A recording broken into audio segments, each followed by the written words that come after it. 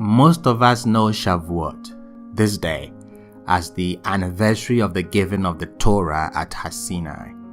Most celebrate it almost like our ancestors did themselves and camped around that mountain long ago, waiting to hear the Ten Commandments. This focus on the Sinai experience, I think, really defines Shavuot for most of us.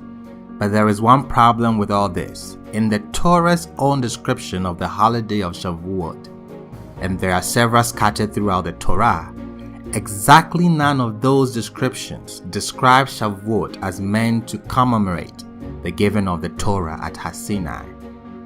There just seems to be no mention of that at all in the biblical text itself. And by the way, you would expect to see something like that in the biblical text. I mean, after all, the text, when it ordains the holiday of Pesach, is not shy about telling you why you're supposed to celebrate Pesach. We do it to remember the exodus from Egypt. The same goes for Sukkot. We do it to remember the protection Yah provided us in the desert after we left Egypt. So you would expect to hear a pretty straightforward verse somewhere telling you about how happy we are that we got the Torah and how we're supposed to remember that each year by celebrating this newly minted holiday called Shavuot. But we don't hear that. What does the Torah tell us about this holiday? It tells us about all sorts of other stuff. In particular, we hear that Shavuot is a harvest holiday.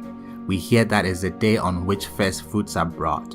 In particular, a day on which we bring a special offering, 2 loaves of bread from the new crop of wheat.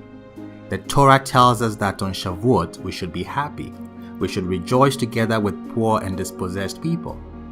Right after that, we are told in Deuteronomy 16:12, you should remember that you were slaves in Egypt, because somehow the Shavuot holiday is meant to make us remember our experience as slaves in Egypt.